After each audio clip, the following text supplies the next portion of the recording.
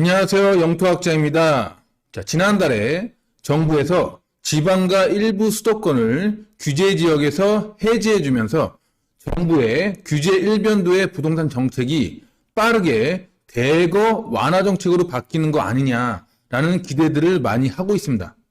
자, 게다가 현재 경기가 안 좋은 상황에서 부동산 거래가 완전히 죽으면 경기를 더 악화시킬 수 있으니 다주택자에 대한 부동산 규제를 다 풀지 않겠냐는 기대 섞이는 반응들이 많이 나오고 있습니다. 다시 말해 다주택자에 대한 규제들인 취득세 중과, 종부세 중과, 양도세 중과 등이 곧 풀릴 것이고 DSR 대출 규제도 같이 완화해 줄 것이다 라고 생각하는 사람들이 많이 있다는 거죠. 물론 저도 특정 시점에는 다주택자 규제를 모두 풀고 DSR 대출 규제도 완화해 줄 것이다 라고 생각을 하고 있습니다. 그러나 이러한 완화 정책들이 지금 당장 진행될 것이다 라고는 생각하지 않습니다. 제가 왜 이런 생각을 하는지, 그리고 그럼 규제 완화는 언제 진행될 것인지에 대해서 오늘은 이야기해 보도록 하겠습니다. 그래서 오늘의 주제는 정부의 부동산 규제 완화, 앞으로 이 순서대로 갑니다 라고 정했습니다. 제가 지난 영상에서 영국의 위기 발생 과정을 설명을 드렸습니다.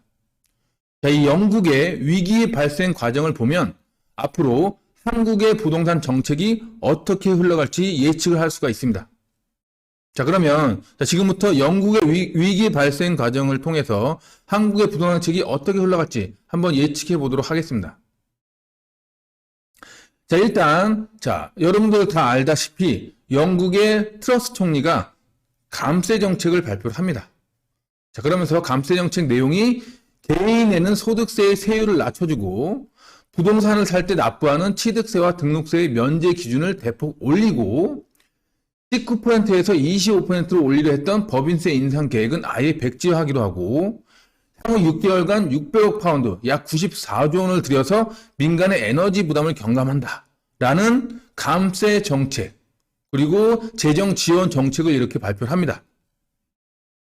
자, 그런데 문제는 뭐냐면 지금은 어떤 상황이에요? 인플레이션이 굉장히 높은 상황이다. 그래서 인플레이션이 높기 때문에 인플레이션을 낮추는 정책을 해야 합니다. 인플레이션을 낮추는 정책을 하려면 영국의 화폐인 파운드 가치를 올리는 정책을 해야 되는 거죠. 자, 그러면 인플레이션을 낮추고 파운드 가치를 올리려는 정책을 하려면 어떤 정책을 해야 되냐면 감세가 아닌 증세 정책을 해야 되고요. 양적 완화가 아닌 양적 긴축 정책을 해야 되고 기준금리 인하가 아닌 기준금리 인상 정책을 해야 합니다. 자, 그런데 영국의 트러스 총리가 무슨 정책을 했어요? 감세 정책을 발표를 한 거예요. 그럼 감세 정책을 발표를 했으면 인플레이션을 지금 잡아야 되는데 오히려 인플레이션을 더 가속화시키는 그런 정책을 발표를 한 거죠. 그럼 당연히 파운드 가치는 더욱 많이 떨어지겠죠. 그죠? 자, 그러면 우리나라는 인플레이션이 지금 약하냐? 아니죠. 우리나라도 지금 인플레이션이 굉장히 높은 상황입니다. 자, 그래서 한국의 소비자 물가 지수 전년 대비한 그래프를 한번 보면요. 자, 원래 한 2% 정도가 목표치거든요. 인플레이션 목표치. 자, 그런데 지금 현재 2022년 7월 5일 날 6%가 나오고, 그 다음에 2022년 8월 2일 날 그보다 더 높은 6.3%가 나오고 2022년 9월 2일 좀 꺾여서 5.7%가 나온 상황이에요. 그래서 지금 원래는 인플레이션 목표치인 2%보다 거의 한 3배 가까운 높은 인플레이션이 지금 한국에서도 발생하고 있는 상황입니다. 자, 이런 상황에서 이렇게 높은 인플레이션이 발생한 상황에서 다주택자 취득세 완화, 종부세 완화, 양도세 완화, 그리고 DSR 대출 규제 완화. 자, 이런 부동산 완화 정책을 하면 어떻게 될까요? 자, 영국의 상황과 같은 상황입니다. 높은 인플레이션을 낮추려면 영국은 파운드 가치를 올려야 되죠. 자, 우리는 원화 가치를 올려야 합니다. 원화 가치를 올리려면 감세가 아닌 증세 정책을 해야 되고요. 양적 완화가 아닌 양적 긴축 정책을 해야 되고 기준금리 인하가 아닌 기준금리 인상 정책을 해야 됩니다. 그리고 DSR 대출 규제 완화가 아닌 DSR 대출 규제를 해야 됩니다. 자, 대출 규제를 완화해주면 어떻게 돼요? 대출을 많이 받겠죠, 사람들이. 대출을 많이 받게 되면 시장에 돈이 많이 풀리겠죠. 돈이 많이 풀리게 되면 당연히 원화 가치가 하락하고 인플레이션이 더욱 가속화된다. 그렇기 때문에 DSR 대출 규제를 계속 지속해야 되는 거죠. 인플레이션을 잡으려면요. 자, 그런데 이런 상황에서 정부에서 부동산 감세 정책을 추진한다고 공약으로 내걸었었죠. 자, 그러면 일단 정부의 지금 현재 재정 상황을 한번 살펴보면 2022년 10월 13일 조세일보 기사인데요. 41조 더 거쳐 세수호황에도 나라 살림 적자 규모는 커져. 자, 올해 8월까지 정부가 걷어들인 국세 수입 실적이 지난해 같은 기간에 비해 41조 원 늘어난 것으로 집계됐다. 세금은 41조 원이나 더 많이 늘어난 거예요. 이런 세수호황 기조 속에서 수입보다 지출이 많아지며 나라 살림 적자 규모는 더 커졌다. 자, 세금이 더 많이 들어온 상황에서도 적자가 더 커졌다는 얘기는 무슨 말이야? 들어온 돈보다 써야 될 돈이 훨씬 더 많다는 얘기죠. 자, 이런 상황에서 다주택자 취득세 중과 폐지, 다주택자 종부세 중과 폐지, 다주택자 양도세 중과 폐지라는 감세 정책을 하면 어떻게 될까요? 자, 감세 정책을 하게 되면 지금 현재 들어오는 세수보다 써야 될 돈이 지출이 훨씬 더 많은 상황이죠. 지출이 많은 상황에서 감세 정책을 하게 되면 부족한 부분은 어떻게 된다? 국채를 발행해서 메꿔야 된다. 결국 빚을 내서 메꿔야 됩니다. 자, 그럼 어떻게 돼요? 앞으로 국채 공급량이 크게 늘어나겠죠. 정부에서 국채를 많이 발행할 거니까. 국채 공급 물량이 크게 늘어나면 당연히 국채 가격은 떨어지고 국채 금리는 치솟게 됩니다. 자, 그럼 어떻게 돼요? 자, 국가 부채에 대한 이자도 크게 늘어나고 국가 부채도 더욱더 크게 늘어나겠죠. 자, 그리고 이 국채 금리가 급등하게 되면 이게 주택담보대출 금리를 자극시켜서 주택담보대출 금리도 크게 올리게 됩니다. 자, 그럼 어떻게 되겠어요? 현재 가계부채가 우리나라는 진짜 많은 상황이죠. 자, 이렇게 가계부채가 많은 상황에서 가계부채를 못 갚는 사람이 증가하게 되고 이게 은행의 위기로 번지게 된다. 결국에는 감세 정책으로 인해서 은행의 위기로 번지게 되는 이런 상황이 연출될 수가 있습니다. 자, 그러면 이런 상황이니까 감세 정책을 절대 하지 말아야 되냐? 자, 이건 또 아닙니다. 단 감세라고 해도 세금마다 성격이 다르다. 이게 무슨 말이냐? 취득세 완화는 집을 사는 사람의 부담을 낮춰주는 거죠. 그럼 집을 사는 사람의 부담이 낮아지면 어떻게 돼요? 집을 사는 사람은 더 많은 집을 사게 되겠죠. 그럼 어떻게 돼요? 집을 사는 사람이 많아지면 당연히 집값이 올라가겠죠. 그럼 집값이 올라가게 되면 어떻게 돼요? 자산 가치가 올라가기 때문에 그 자산을 가지고 있는 소유자들은 소비를 늘리게 돼 있습니다. 자, 그럼 소비가 늘어나면 어떻게 된다? 높은 인플레이션을 잡을 수가 없고 오히려 더 유발한다. 가속화시킨다. 이렇게 볼 수가 있겠어요. 그죠? 자, 이번에는 종부세 완화를 하면 어떻게 될까요? 자, 다주택자 종부세 완화를 하면 집을 많이 가진 보유자들의 세금이 줄어들죠?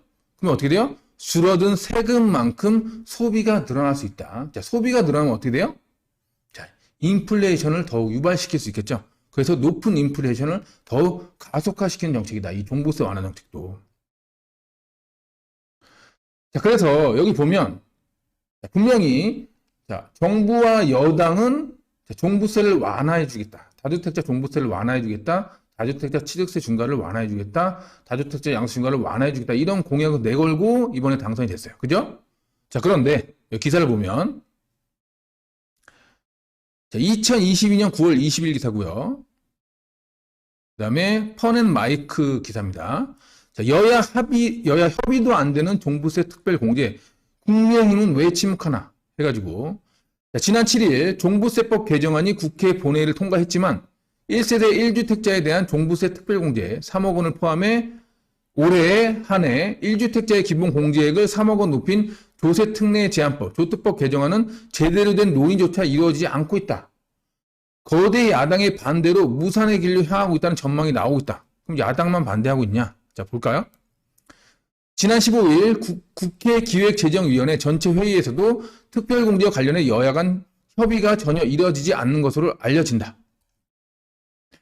여당 의원들 종부세 특별 공제에 대한 질의도 안 해. 관심도 없어요, 지금. 이날 더불어민주당 고용진 의원이 종부세 특별 공제에 반대하는 주장을 했을 뿐 여당 의원들조차 아무런 질의를 하지 않았다. 이런 상황에 대해 전문가들 사이에서는 종부세 특별 공제 자체가 사실상 끝난 것이나 다름없다는 평가가 나오고 있다. 자, 결국 지금이 인플레이션 상황이기 때문에 지금 세금 부담을 낮춰주는 그런 정책을 바로 시행할 수 없는 그런 상황이다. 그거를 여당 의원도 알고 있고 야당 의원도 알고 있다는 얘기입니다. 자, 그다음에 그러면 양도세 완화. 자, 이번에 다주택자 양도세 중과 유예를 해주면서 다주택자 양도세를 1년간 완화해 줬잖아요. 그럼 감세 정책을 하면 안 되는데 왜 양도세 완화 정책은 지금 시행을 하고 있냐? 이렇게 물어볼 수가 있겠죠. 자, 양도세 완화. 다주택자 양도세 중과 유예라는 양도세 완화 정책은 어떤 정책이냐? 다주택자들이 양도세 부담이 줄어드니까 어떻게 돼요? 시장에 물건을 팔려고 내놓겠죠. 그럼 시장에 집의 공급량이 늘어나게 된다. 시장의 공급량이 늘어나면, 집에 대한 공급량이 늘어나면 어떻게 돼요? 자, 집값이 떨어지게 되겠죠. 그럼 집값이 떨어지면 자산 가치가 줄어든 집 소유자들은 어떻게 돼요? 자, 소비를 줄이겠죠. 소비를 줄이면 어떻게 된다? 높은 인플레이션을 낮출 수 있는 그런 상황으로 갈 수가 있다. 결국 양도세 완화 정책은 집값을 하락시켜서 높은 인플레이션을 낮출 수가 있다. 이런 정책이에요. 그렇기 때문에 이 양도세 중과 유예, 다주택자 양도세 중과 유예 정책은 이번에 시행하게 된 겁니다.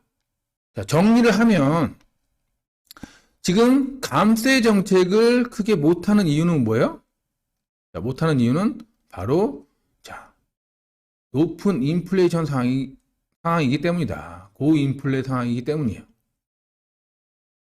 자, 이 고인플레 상황만 아니면 감세 정책을 할 수가 있습니다.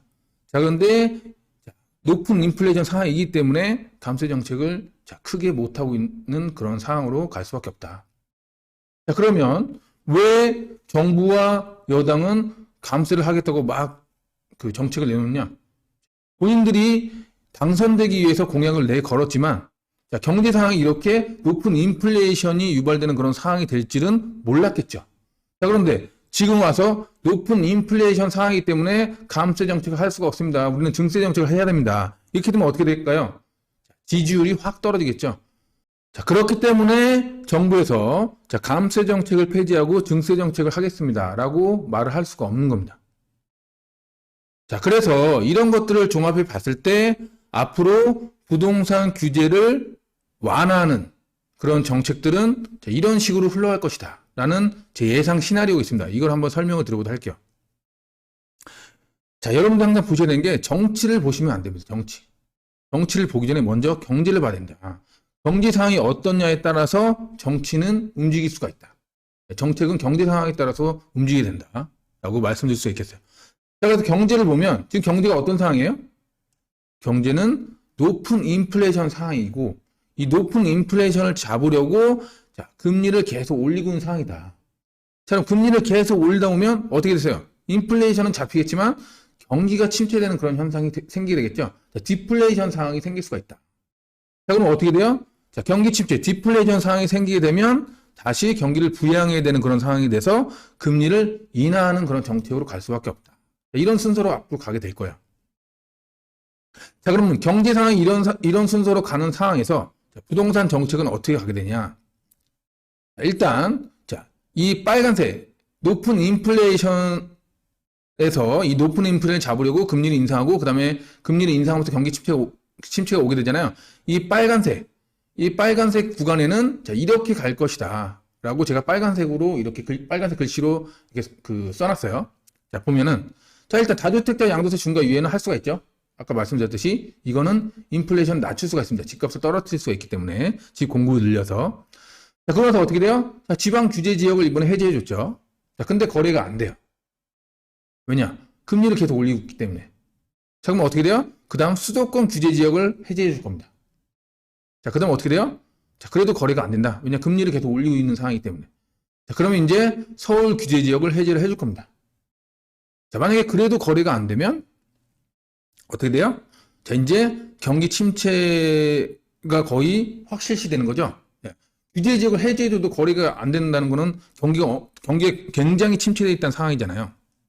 자, 그럼 어떻게 돼요? 결국 경기 침체 상황이 가고 금리를 인하해야 되는 그런 시기로 가게 되는데, 물론 이제 미국이 먼저 금리를 인하해줘야 한국은행이 금리를 인하를 할 수가 있습니다. 이거는 제가 지난 영상에도 말씀드렸으니까 참고해서 보시고요. 자, 결국 어떻게 된다? 경기 침체가 와서 금리 인하로 가는 시기가 되면 이때 경기 부양을 위해서 한꺼번에 풀 거예요. 제가 볼 때는. 그래서 다주택자 취득세 중과 폐지하고, 다주택자 종부세 중과 폐지하고, 다주택자 양도세 중과 폐지할 것이다. 그리고 이때 금리가 이제 내려가는 구간이기 때문에 대출을 좀 풀어줘도 됩니다. 그래서 DSR 대출 규제를 완화해 줄 것이다. 이런 정책들이 한 번에 쏟아질 것이고요.